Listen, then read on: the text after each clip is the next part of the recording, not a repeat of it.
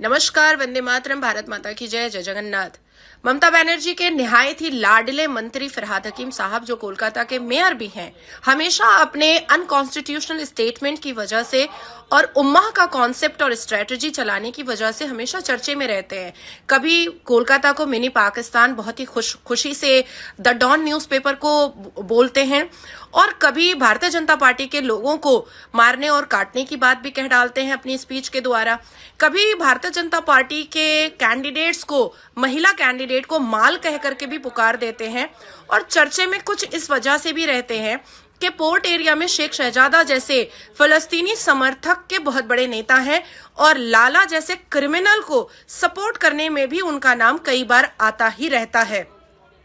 ममता बनर्जी के ये लाडले मंत्री एक बार और बहुत ही ज्यादा चर्चे में आए थे जब उन्होंने कुरानिक प्रतियोगिता में ये कहा था कि खुशकिस्मत सिर्फ वो है जो इस्लाम धर्म में, मजहब में पैदा हुआ है, बाकी सारे के सारे बदकिस्मत है। साथ ही उन्होंने अपनी तकरीर में, अपनी कुरानिक प्रतियोगिता में ये तक कह डाला था कि अगर मुसलमान एक भी हिंदू को इस्लाम कबूल करवा दे तो उसके लिए जन्नत और 72 वर्जिन हूरें तय हो जाएंगी। अब फिर से एक बार फरहाद हकीम साहब चर्चे में आए हैं। उन्होंने कहा है कि वो दिन नजदीक है जब ये पूरा भारत जो है वो इस्लाम और उम्मा के कॉन्सेप्ट पर चल पड़ेगा। हालिया में वक्फ बोर्ड को लेकर के सिद्दीकुल्ला चौधरी के साथ